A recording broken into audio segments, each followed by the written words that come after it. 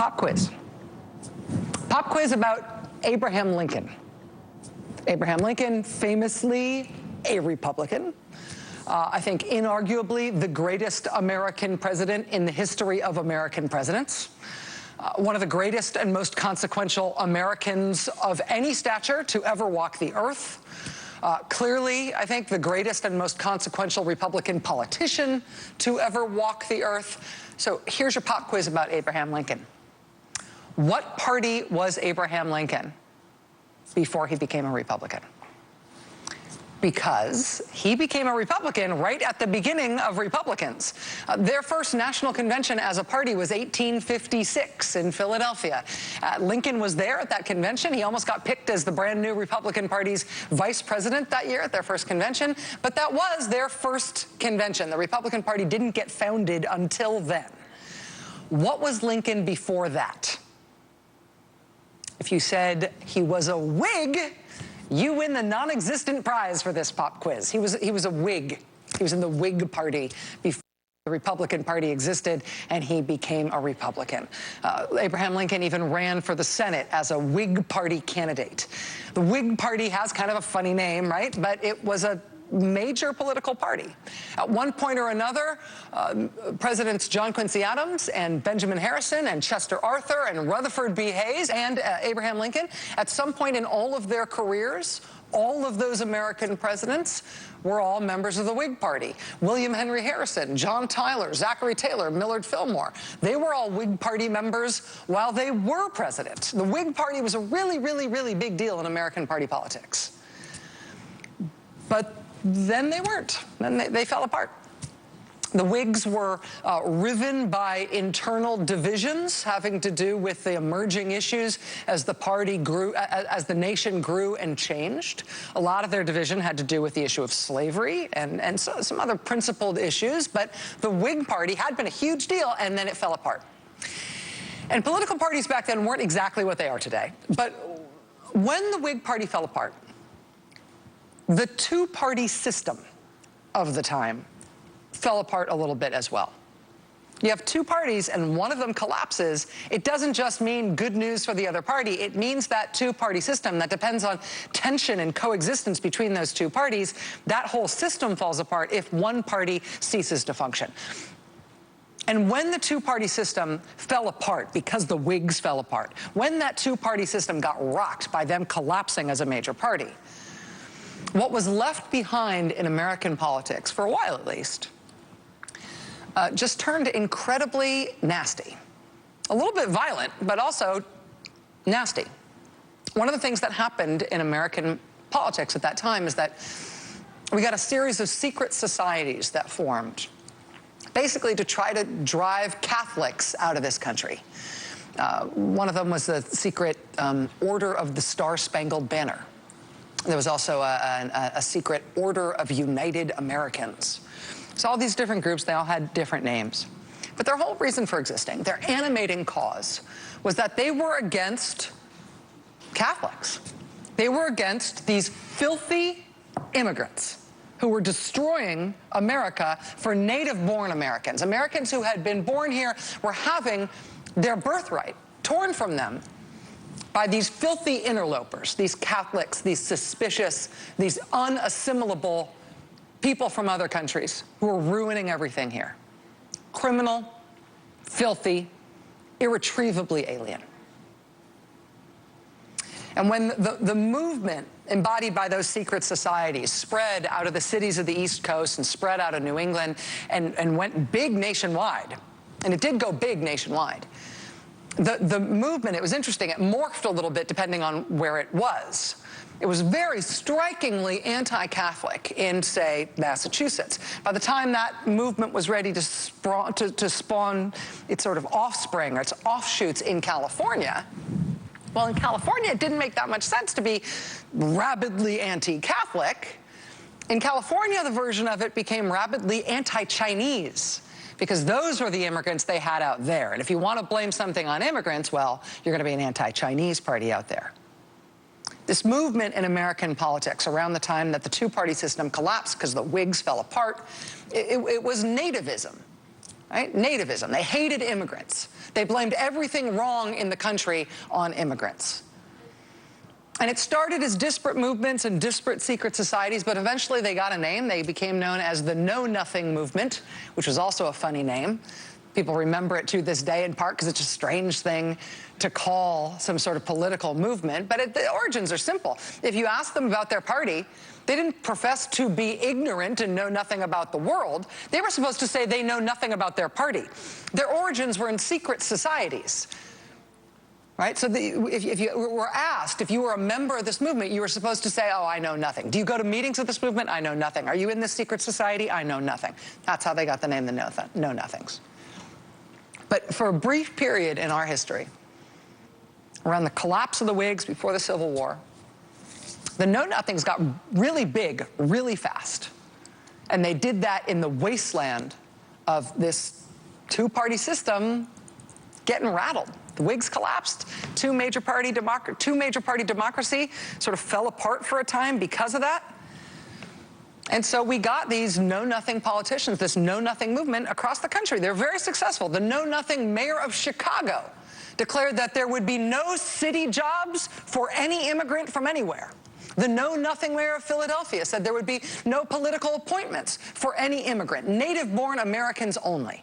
And they took over major cities. They took over the legislature in Massachusetts. They spread nationwide. They had more than 1 million members. The know-nothings were a big deal in American politics for a couple of years as the normal party system broke itself down and stopped to function. But then they collapsed. I mean, if you think about it, it's kind of hard to run a national party big enough to sustain itself and grow if the reason you exist is to carve out a large chunk of the people in this country, immigrants, and define them as the problem, define them as the thing that's causing all the other ills in this country, the thing on which you can blame all the dissatisfaction of every other thing in this country that you might be dissatisfied about. And if you're blaming immigrants, you're blaming anybody born in any other country for all the problems in this country, then only pure Americans, right, native-born Americans meet your standard for who can be in your party.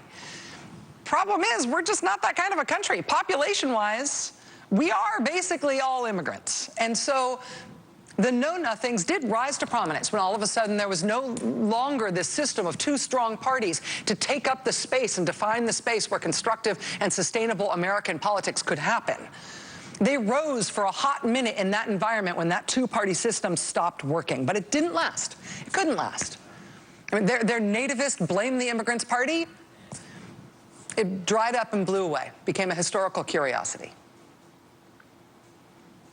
But since then, periodically, particularly at times of stress, when the two parties are not pulling their weight and not functioning well as national parties, now we know from history to expect this sort of stuff to come back.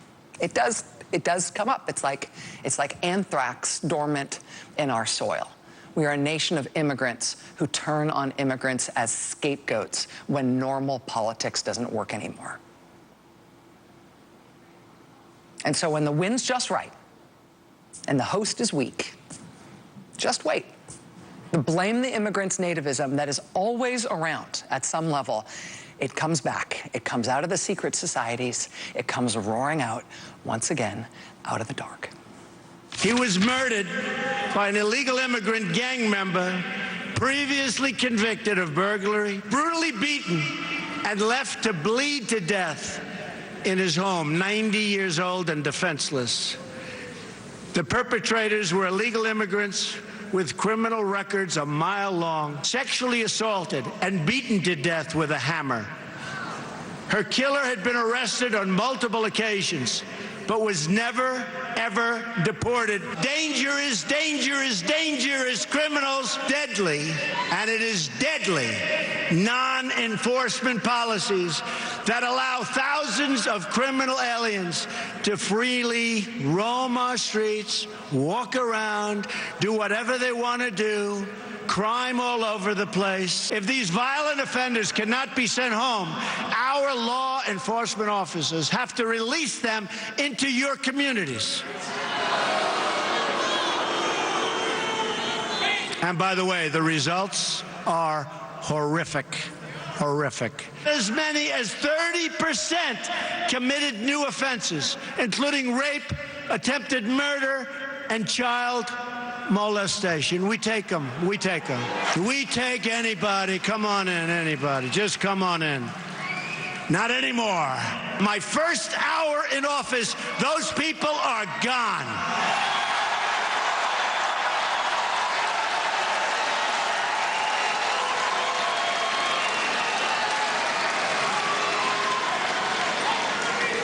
And you can call it deported if you want. The press doesn't like that term. You can call it whatever the hell you want. They're gone. They're going to be gone. It will be over. Give me your tired, your poor, your huddled masses yearning to breathe free. The wretched refuse of your teeming shore, send these, the homeless, tempest-tossed to me. I lift my lamp beside the golden door. The Republican Party has been anti-immigrant for a few years now in its current iteration, right? Remember John McCain proposed immigration reform? And then when he was running for president as a Republican, he said actually now he would vote against his own bill. Right? That's a good sign, right? The Republican Party moved in recent years. Over the last few years, they have been getting more hardline against immigrants and immigration for a few years. But this nativist tirade proclaiming that cutting off immigration is the most important issue in the country. He said, I'm quoting directly, "It is the only conversation we should be having at this time."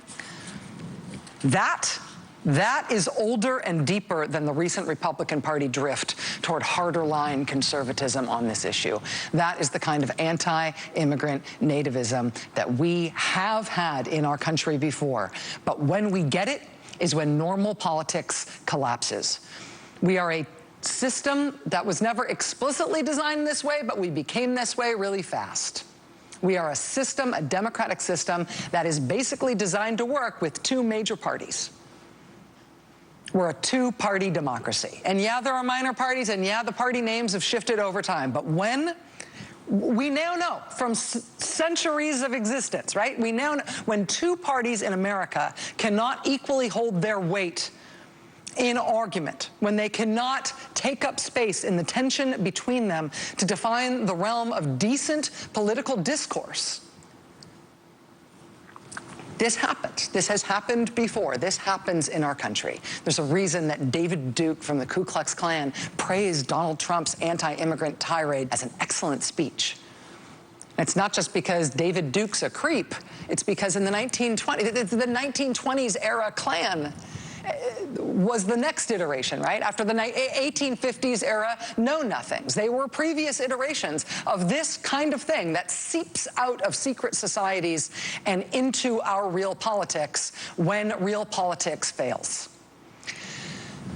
Donald Trump humiliated the Republican Party this year. Right? They ran all of those senators, former governors, former governors, all of those mainstream figures of their party against him, and he destroyed all of them. Donald Trump destroyed and humiliated the Republican Party this year because the Republican Party was weak and failing. And when it fell, the weed that grew up in the space that tree used to occupy is a weed that our country has seen before. It's in our soil. It grows when we give it space. It's a weed that we have uprooted before. It does keep growing back perniciously. It is one of the ugliest things we have ever been as a country, and we are now living it in our generation again. That was Rachel very early this morning with her reaction to Donald Trump's immigration speech. And Rachel will be back here tomorrow night.